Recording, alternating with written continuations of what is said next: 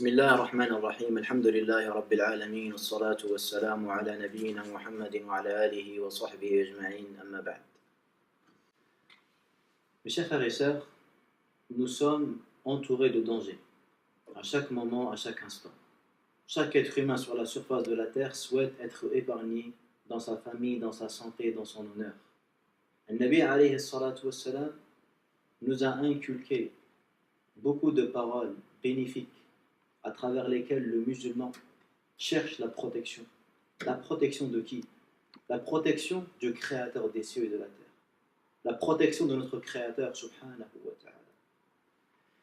Dès que tu sors de chez toi, mon frère, ma sœur, tu es en danger. En effet, en se trouvant à l'extérieur de notre foyer, on est confronté à tout type d'individus, à toutes sortes de personnes. Ainsi, le musulman, quand il sort de chez lui, il dit Bismillah, au nom d'Allah, tawakkaltu ala Allah, je place ma confiance en Allah. Wala hawla wala quwwata illa billah. Et il n'y a de puissance, il n'y a de force que par Allah Azza wa Jalla. Al-Nabi alayhi salatu wassalam nous a inculqué des paroles bénéfiques à travers lesquelles on cherche la protection dès le matin, dès le début de la journée.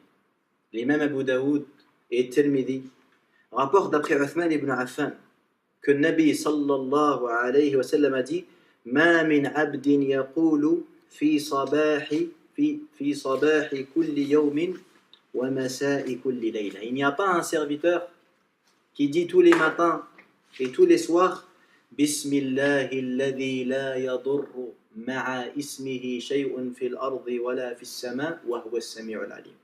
Par le nom d'Allah, tel qu'en compagnie de son nom, rien sur terre ni au ciel ne peut nuire. Celui qui prononce ces paroles-là, An-Nabi sallallahu alayhi wa sallam dit Lam yadurrahu shay. Rien ne pourra le nuire.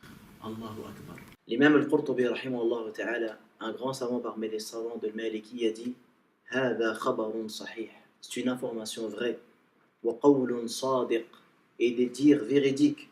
Alimna dalilahu. On a su sa véracité. فإني منذ سمعت عملت به فلم يضرني شيء. Et depuis que j'ai entendu ce hadith, je l'ai mis en pratique et aucun mal ne m'a touché. فلدغتني عقرب بالمدينة ليلا. Et un jour, je me suis fait mordre par un scorpion la nuit à Médine.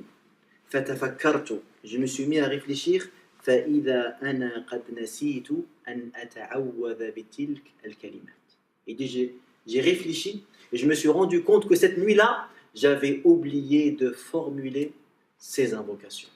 3 fois le matin et 3 fois le soir. Bismillahi alladhi la yadur. Bismillah, ça veut dire quoi? Au nom d'Allah.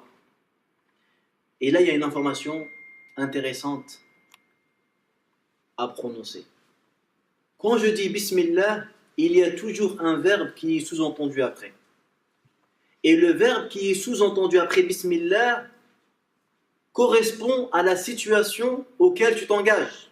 Si tu manges, le verbe qui est sous-entendu, Bismillah, je mange. Si tu écris, Bismillah, j'écris. وهكذا. بسم الله الذي لا يضر مع اسمه شيء في الأرض ولا في السماء. Quel type de verbe on sous-entend ici? Ils disent Bismillah, asta'id. Bismillah, je demande. Par Allah, je demande la protection. Je demande d'être préservé. Par quoi? Par le nom d'Allah. Parmi les azkar également, qui sont légiférés, mais cette fois-ci uniquement à l'après-midi. Ce dhikr-là, le musulman le prononce uniquement dans l'après-midi, pas le matin. C'est le fait de dire A'udhu bi kalimatillahi tammat min sharri ma khalaq. Je cherche refuge auprès des paroles parfaites d'Allah Azza wa Jal contre le mal de ses créatures. 3 fois le soir. Tandis que le premier, Bismillahi alladhi la yadur, ma'a ismihi shay'un fil ardi wala fis sama'i wa huwa as-sami'ul alim, il est légiféré à dire 3 fois le matin et 3 fois le soir. Et c'est pas tout. Pour que la protection soit parfaite, également il est légiféré de lire Ayat al-Kursi. Savez-vous combien de fois il est recommandé aux musulmans de réciter Ayat al-Kursi, qui est le verset le plus important du Coran? Lorsque le Nabi sallallahu alayhi wa sallam un jour, il interpelle Ka'b, il lui dit, Ya Ka'b, ayyu ayatin fi kitabillahi a'zam. Et il lui dit, ayatul kursi. Al-Nabi Samuel, il a frappé sur sa poitrine et il lui a dit, liyahnika al-ilm Abu al-Mundhir. Félicitations pour cette science, Ya Aba al-Mundhir. Et il est légiféré aux musulmans de réciter 8 fois par jour ayatul kursi. En effet, il est recommandé de réciter ayatul kursi une fois après chaque prière. Il est également recommandé de réciter ayatul kursi une fois le matin et une fois le soir. Et il est également recommandé de réciter ayatul kursi une fois avant de dormir. Dans ce verset-là, il y a 5 noms d'Allah et plus de 20 attributs. Les gens de science nous disent, dans aucun verset du Coran, il y a ce nombre-là. Un verset qui contient 5 noms d'Allah, et il contient plus de 20 attributs. Et il nous est légiféré de le réciter 8 fois dans la journée.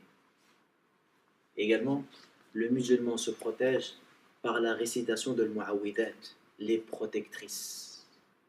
Savez-vous combien de fois il est recommandé aux musulmans de réciter le mu'awwidat? 14 fois. 14 fois par jour. En effet, il est recommandé de réciter le mu'awwidat 3 fois le matin et 3 fois le soir. Afkar al-sabah wal-masa. Également, il est recommandé de réciter le mu'awwidat, les sourates protectrices, Qul Huwallahu ahad, Qul a'udhu bi rabbil falaq et Qul a'udhu bi rabbin nas, 3 fois avant de dormir.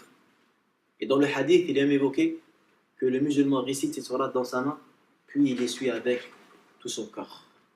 Et il est recommandé également de réciter les 3 sourates protectrices après chaque prière. Mais le plus important, c'est bien sûr de comprendre le sens de ces sourates. Souvent, je dis à certains frères, combien de temps tu connais surat al-Falaq? Et il me dit, tant et tant d'années. Taïb. Est-ce qu'on s'est déjà posé la question, qu'est-ce que ça veut dire min sharri ghasiqin idha waqab? Est-ce qu'on a déjà essayé de chercher le sens de cette sourate qui se répète tant de fois dans la journée, cette sourate qu'on connaît tous, le petit et le grand? Est-ce que tu n'es pas perturbé, mon frère, ma sœur, d'ignorer le sens d'une sourate que tu récites 14 fois par jour et que tu es incapable de comprendre le sens? N'est-ce pas là un manque de motivation de notre part?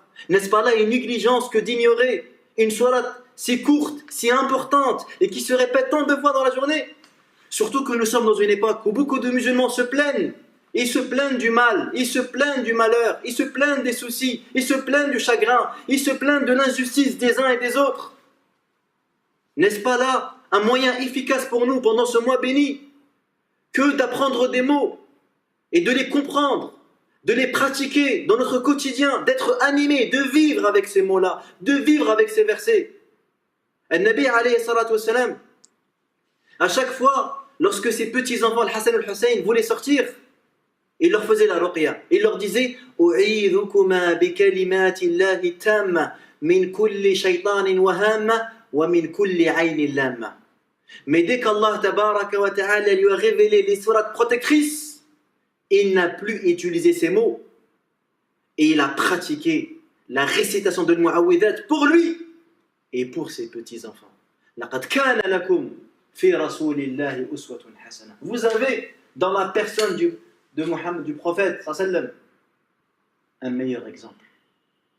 Dans la prochaine vidéo, Inch'Allah, nous allons essayer de comprendre, d'analyser la signification de ce trésor dans le Coran, de ces sourates qui clôturent la parole d'Allah tabaraka wa ta'ala. Ces sourates qu'on récite 14 fois par jour pour les musulmans soucieux de pratiquer la sunna et réguliers. 14 fois par jour. Il est important, sans aucun doute, d'avoir une compréhension. On demande à Allah tabaraka wa ta'ala de nous éclairer et de nous accorder la bonne compréhension de la religion. Innahu sami'un mujibud da'awat walhamdulillahi rabbil alamin.